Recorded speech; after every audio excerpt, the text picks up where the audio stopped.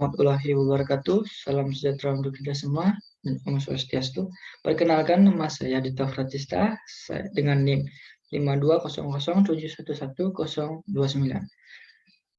Saya dari Elektro A. Di sini saya akan menjawab soal UTS untuk Big Data dan Data Analisis.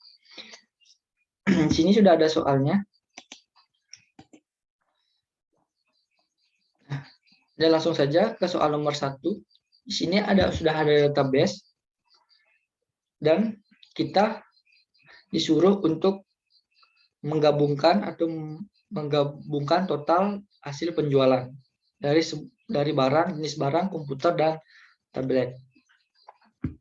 Dan langsung saja untuk caranya, di sini saya menggunakan rapid manner untuk meng-cleaning data dalam suatu data di database. Di sini udah ada database-nya. Di sini tinggal kita tarik aja. Nah, seperti ini. Setelah itu, di sini saya menggunakan tools agregat untuk menggabungkan data tersebut.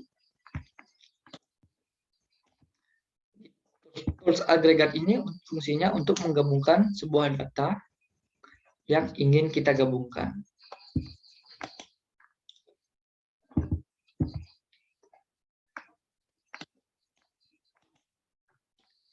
Kita tarik aja agregatnya. Kita sambungkan. Setelah kita sambungkan, di sini kita bisa mengedit atau meng-cleaning data tersebut. Di sini masuk ke group by attributes. Di sini pilih yang jenis barang untuk menampilkan jenis barang tersebut dalam tabel.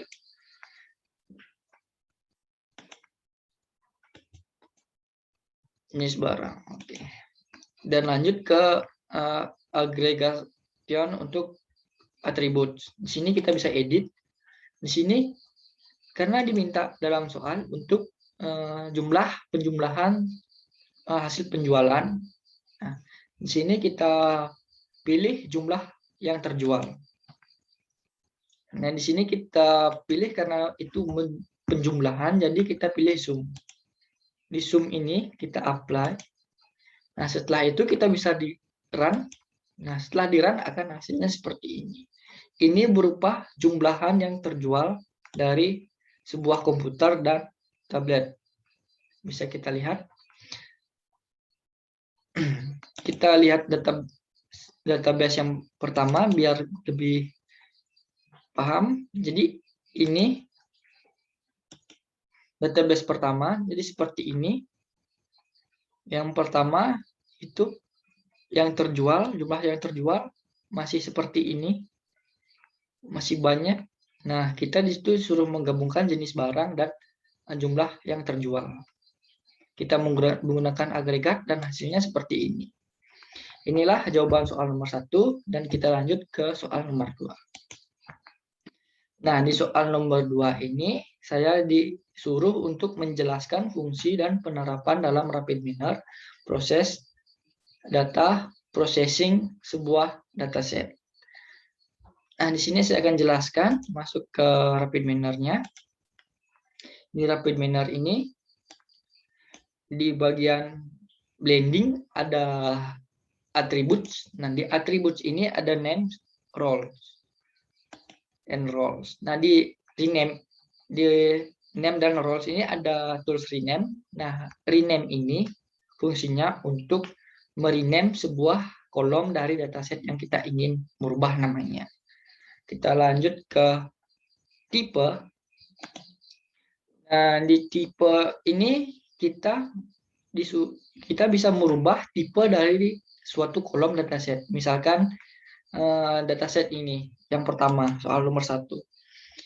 Ini bisa kita lihat tipenya. Kita masuk ke statistik.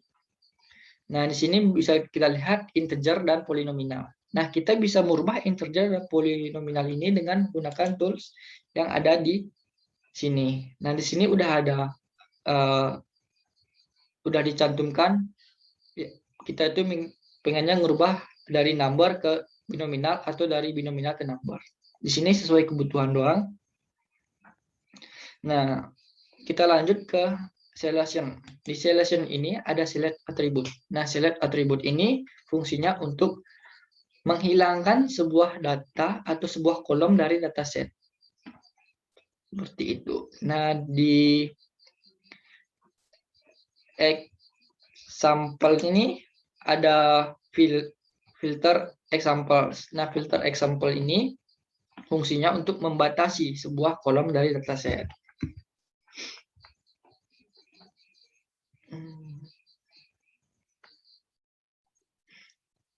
Kita masuk ke grouping. Sebelum ke grouping, kita masuk ke filter dulu. Kita masuk ke sampling. Nah, di sampling ini dia simple, ada tool simple. Simple ini kitanya digunakan untuk membatasi sebuah dataset yang kita punya, seluruh dataset yang kita punya. Misalkan kita mempunyai dataset jumlahnya itu 1000. Nah, kita ingin membatasi dataset tersebut 500 misalkan. Nah, kita bisa menggunakan simple ini untuk membatasi dataset tersebut. Di sini ada tabel. Di tabel ini seperti yang soal nomor pertama, itu ada agregat, ada di rotation ada pivot. Nah, agregat dan pivot ini memiliki fungsi yang sama, di mana agregat ini lebih mengutamakan pengelompokan data yang sederhana. Nah, pivot ini lebih spesifikasi dari pengelompokan data dari agregat tersebut. Dia lebih detail, lebih rinci dari pengelompokan datanya. Di sini ada tools join juga. Di tools join ini gunanya untuk menggabungkan sebuah dataset yang memiliki suatu yang unik atau suatu kolom yang unik. Bisa menggabungkan dua dataset yang memiliki suatu kolom yang unik. Nah, seperti itu. Dan di sini ada juga union. Union ini sama seperti join, cuma union ini lebih menggabungkan dua dataset yang tidak memiliki suatu unik yang sama. Jadi union ini lebih ke random.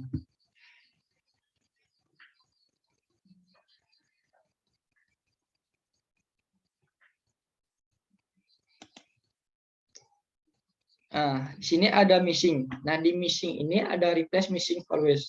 Nah, di replace missing values ini fungsinya untuk menghilangkan missing yang ada di dalam sebuah dataset. Misalkan ada sebuah dataset mentah, masih banyak missingnya, nah bisa menggunakan replace missing values ini untuk menghilangkan missingnya dari dataset tersebut.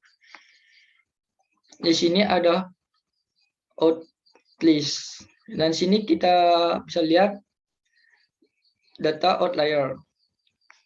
Nah, fungsinya ini untuk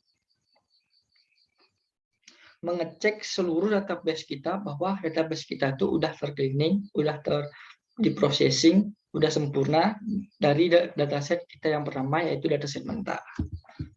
Itulah jawaban saya untuk nomor 2, cara memprocessing sebuah data. Nah, kita lanjut ke soal nomor 3, yang dimana ini udah ada tabel inputan dalam soal. Nah, di sini kita tuh suruh yang bagian A untuk mengelompokkan penghasilan pekerja. Yang kedua, menampilkan orang yang berumur di atas 30 tahun. Kita masuk ke bagian A, yaitu mengelompokkan penghasil pekerjaan. Ini kita hapus aja dulu. Setelah kita hapus, kita masukkan inputan tabel soal nomor 3. Kita masukkan. Di sini kita bisa menggunakan agregat ataupun pivot. Pivot lebih rinci lagi dibandingkan agregat. Nah, saya contohkan ke agregat dulu. Agregat ini disambungkan, di sini juga disambungkan. Kita edit sama seperti yang soal nomor 1. Di sini karena kita diminta untuk mengelompokkan penghasilan pekerja, ini ada income, tarik ke sini, saya apply, sini ada edit. Nah, di edit ini kita bebas untuk memilih gender dan job.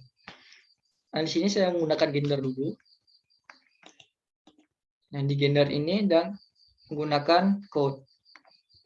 Nah, kita apply. Nah, bisa kita lihat hasilnya. Nah, akan seperti ini. Jadi, gender seperti ini. Bisa kita rubah lagi biar lebih spesifikasi, lebih paham. Kita tambahkan gender sini. Nah, jadi untuk gender bisa kita lihat untuk gender yang men itu dengan penghasilan tinggi itu ada 2 orang. Untuk woman yang penghasilan tinggi ada 2 orang. Dengan woman penghasilan rendah itu ada 1 orang, dan men penghasilan medium ada 1 orang. Inilah dataset yang awalnya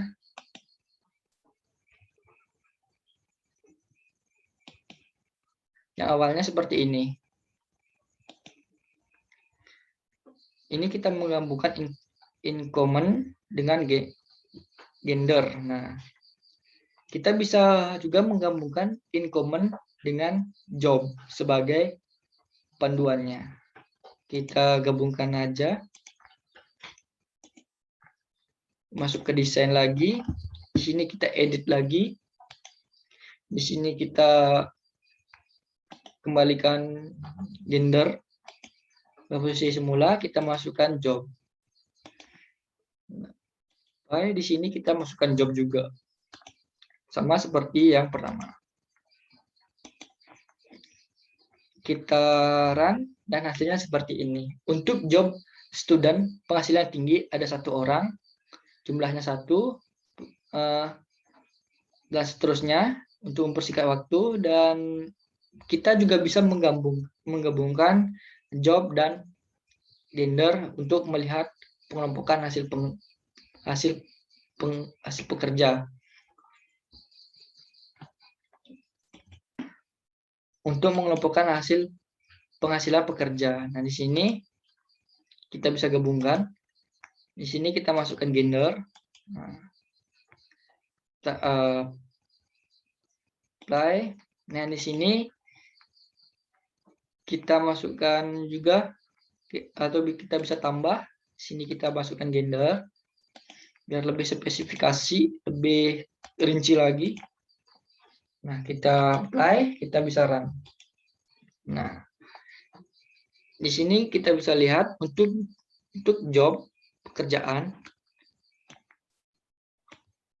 Untuk pekerjaan untuk pekerjaan student ada 1 orang, untuk pekerjaan sivil ada 1 orang. Nah, untuk yang woman pekerjaan student ada 1 orang. Seperti itu fungsinya. Jadi soal nomor 3A udah terjawab, dan kita lanjut ke soal nomor 3B, di mana di sini kita tuh disuruh untuk menampilkan orang yang berumur di atas 30 tahun. Nah, di sini di dataset ini kita masuk ke desain. Nah, sebelum itu kita bandingkan dengan penggunaan pivot. Kita hapus dulu. Di pivot ini kita tarik. Nah, di pivot ini hampir sama seperti atribut seperti yang saya sudah bilang tadi. Di sini kita tambahkan misalkan income untuk dan juga gender. Nah, kita apply. Di sini kita masukkan yang job. Jadi seperti ini. Kita apply. Nah, akan seperti ini lebih spesifikasinya, penggabungannya menggunakan pivot. Itulah perbedaan menggunakan pivot dan menggunakan agregat. Nah, lebih pivot lebih jelas lagi hasil penggabungannya. Bisa lihat perbedaannya seperti ini menjadi seperti ini. Itulah penggunaannya. Di sini saya menggunakan pivot karena pivot lebih spesifikasi untuk lebih detail untuk menggabungkan data. Nah, kita lanjut aja soal nomor 3B untuk menampilkan orang yang berumur di atas 30 tahun. Di sini dihapus dulu. Kita menggunakan tool filter. Tool filter kita cari.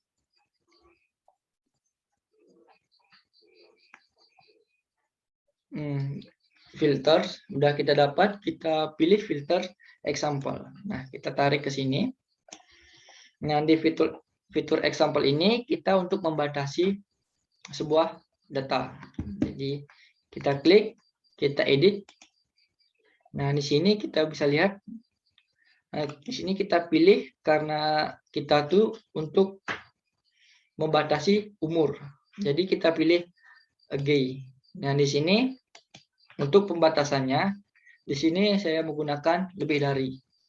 Karena di soal diminta tampilkan orang yang berumur di atas 30 tahun. Bukan menampilkan orang yang termasuk 30 tahun ini. Berumur 30 tahun. Jadi yang termasuk di atas 30 tahun itu 31 dan seterusnya. Di sini kita buat lebih dari. Di sini kita buat batasnya, yaitu 30. Kita klik OK. Setelah itu kita run. Dan hasilnya seperti ini. Inilah dataset yang umurnya di atas 30 tahun.